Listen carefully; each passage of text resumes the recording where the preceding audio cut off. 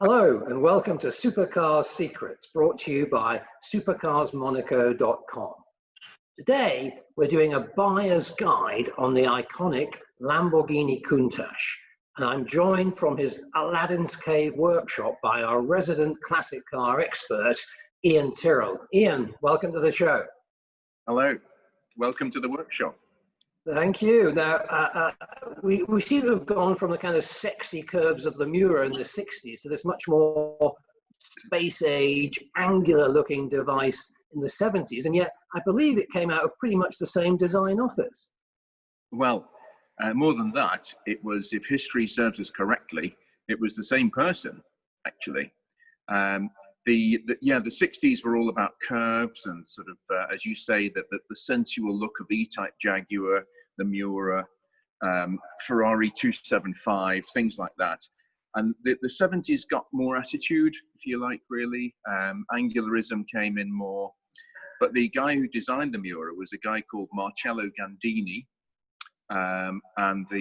He also designed the Countach. There were actually two brilliant designers working for the studio Bertoni at the time. The other one was Giorgetto Giugiaro, who went on to have a very illustrious career of his own. He started Ital Design. And there are a couple of question marks over who actually designed the Countach specifically. Giugiaro has a bit of a claim to fame with it, but we're splitting hairs. For the benefit of common sense, Gandini designed them both. And of course, he worked for Bertoni, which was one of, probably with Pininfarina, the two top styling houses in Italy, all during that period. Okay. What do you think it is about the Countach that makes it so special? Well, I think it's the fact that it ticks so many boxes, really. First and foremost, it's what I would call a poster car. So kids in the 1980s, such as myself, teenagers, whatever. Athena, the famous poster company, did a poster of it. Kids had them on their bedroom walls. They had a picture of a Countach. It was either black or white normally, on their bedroom wall. And in fact, we had the black Countach here that the Athena poster artist used as the model for that poster in the 1980s. So number one, they're a poster car. They've got drop-dead gorgeous looks. Even today, they still look like a bit of a spaceship, really. Point number two is they weren't like the sort of plethora of manufacturers that were around at the time that used Italian styling, but American iron to power them, big V8.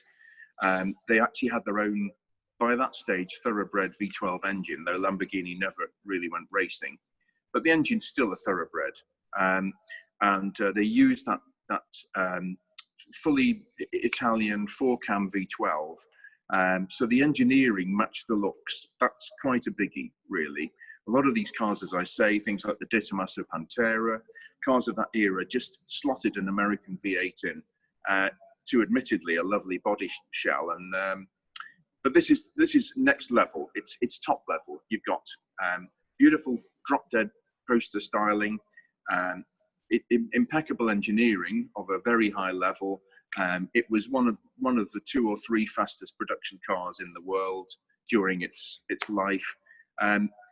It ticks just about every box imaginable, really, in that sense. Okay. And by supercar standards, it had a really long production life, didn't it? What were the main kind of milestones and model upgrades that happened during that production life? Well, the Countach sort of made itself a hostage to fortune. It was announced, it was first shown to an absolutely shocked world at the 1971 Geneva Motor Show, which historically has been the shop window for manufacturers to bring something shocking and radical. And the Countach was certainly that. But the problem was the car wasn't actually fully developed. So Bob Wallace, the test driver at Lamborghini, it took him 3 years to actually make the car production ready by road testing and development. They had big problems with cooling. They had problems with the 5-litre engine that they wanted to put in it. They couldn't get it to be reliable, so they went back to the 4-litre engine from the Miura and the Espada, their sort of staple V12. So when the car didn't actually hit production till 74. And the early cars, Lamborghini were always limited by tyre technology. They wanted to push the boundaries, but Pirelli, who was one of the most cutting-edge tyre manufacturers in the world, almost couldn't keep up with them. So the early Countaches, we call them now the Periscopio models, because they have a sort of slot in the roof that was originally intended to be the rear view mirror. It was on the prototype, but never made it to production. But the Periscopios, the 150 and 152 Periscopios that were built, they're the sort of most desirable Countach now, the early ones, the purest ones. So they're easily recognizable because they don't have the flared wheel arches or the spoilers and the great big, huge wide wheels that were the hallmark of the later Countaches. So that the first cars, the Periscopios with the flat sides, no bulging wheel arches, they're the most desirable of the lot. And then they had 4 or 5 generations after that. They went on to the Countach S, which again, Pirelli eventually came up with a low profile tyre, which almost every car has these days. But in the late 1970s, this was shockingly radical, really. So they came up with low profile tyres, and then that allowed Lamborghini to make the S Countach with the big wheel arches, the big wheels. And then that went through 2 or 3 generations. They eventually brought out the 5-litre engine in 1982 to bring it back to where the original concept started life. Then they went on to the Quattrovalvole, as it was called, in 1985, which is the car that's behind me. Actually, the car that's behind me is the 88.5, because it was brought out halfway through 1988. And this is identifiable by some side skirts, which I can show you later.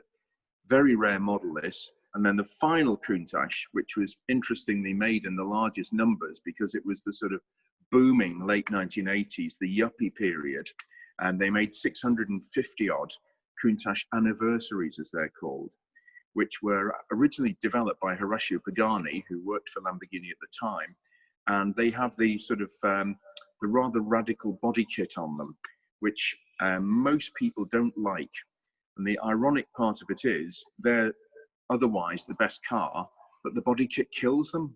Looks-wise and desirability-wise, people just, that they would prefer to have another Countach. So the anniversary, in a way, is the least valuable Countach. It's interesting because normally the last of a series of classic cars, in a way, can be the most desirable. But in this case, it's not. It's the first. So for me as a buyer trying to decide, which model to go for from that long run and all those different upgrades you talked about, I mean, are some of them easier to live with than others, would you say, in the modern world? Yes, most definitely. So there's so they started making the Countach in '74, and they stopped making it in 1990. So as you say, it was a 16-year production span, which is enormous for a cutting-edge supercar, really. But in 1980, what they realized was that a lot of people couldn't actually fit comfortably in a Countach. It was too small. The cabin was too small. The whole thing was too claustrophobic. So they brought out what's called the high-body Countach. And they actually raised the roofline. This car behind me is a high-body car because it's made after 1980. They actually almost invisibly changed the whole car grew a fraction, particularly upwards, so that you could actually sit in them without craning your neck like this if you were long in the body like me. So the later high-bodied Countaches from sort of April, May 1980 onwards are easier to live with.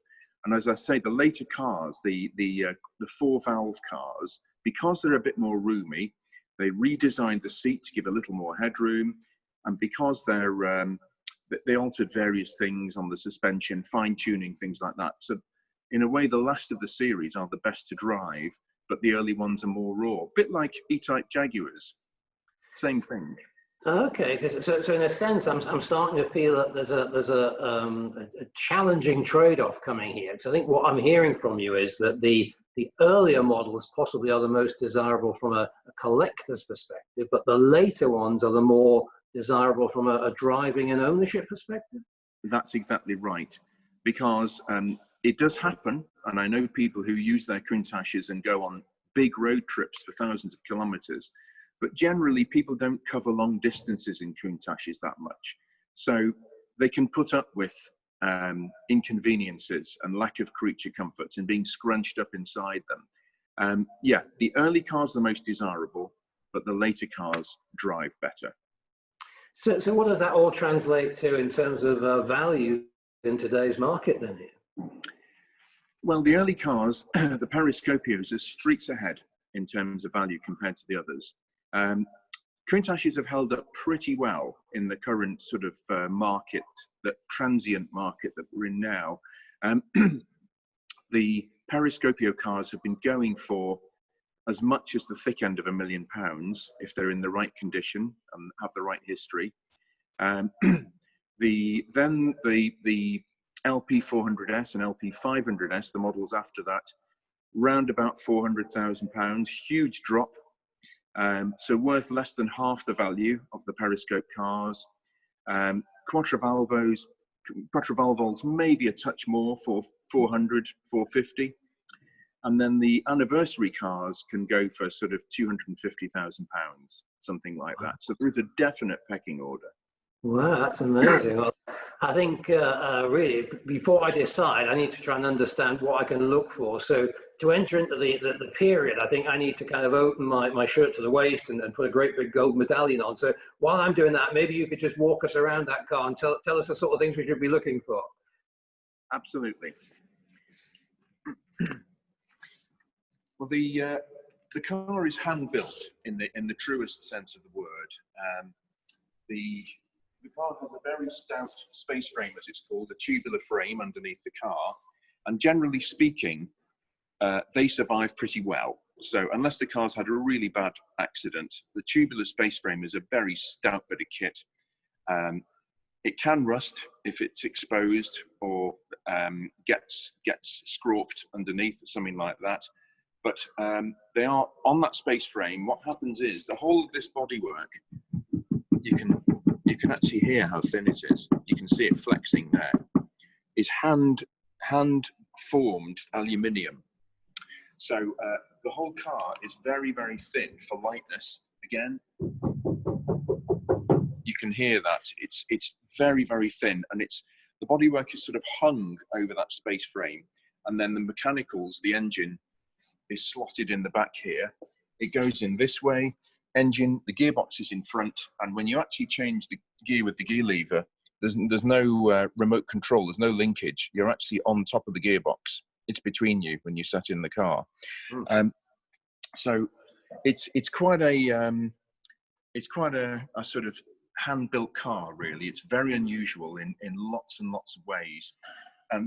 Things I'd be looking for are is the car in good condition? If you look down the sides, are they nice and smooth? Are there any ripples? Because the bodywork is so delicate. You know, this car is perfect. It's got a beautiful reflection. This car's never had any paint work. It's incredibly well preserved. This car's done less than 10,000 kilometers from new. So it's really a sort of example, if you like, of what they should be like. But the thing is, the interiors can wear on them as well. This car hasn't done, because it's still lovely. This is the original leather from 1988. But this is the exception. They don't generally stand up to wear and tear like this. They're quite delicate. So it's you know, it needs somebody to hold somebody's hand, really, if you're involved in this process. It's very difficult to give an overview of what specifically to look for, but generally the more hand-built a car is, the more thoroughbred it is, for want of a better way of putting it. The more it's like a racehorse. It needs to be kept in tip-top condition, and it can easily be damaged in some way. It needs to just look of a piece, and it needs to all look lovely. And there's two ways that's achieved. One is through stunning originality, such as this car, and the other one is that it's been restored by somebody who knows what they're doing. And so is there a potential for a buyer to look for what you might call a project car that needs that restoration? And then can you pick up a little bit of a bargain if you find that kind of car? You can. They are around. They're not commonplace because Countach's, they are occasionally, and it does happen, that they just get left in a garage, in a collection, unkempt and unused. But generally speaking, pride of ownership is a big factor. You know, people love Countach's, people cherish them, people keep on top of them. But yeah, there are projects. I know of cars that are projects which can be bought and brought back. Yeah, they are out there, yes. And Okay. that it should, of course, be reflected in the price. It should be cost of purchase plus the cost of restoration should bring you up to market value if that's possible. Yeah. But also, I mean, from my own perspective, looking at it there, I mean, just the engine and gearbox are squeezed into that little compartment there. I could imagine that, you know, if all was not well deep down in the engine, I could imagine some fairly large bills being on the way for the new owner. Yeah.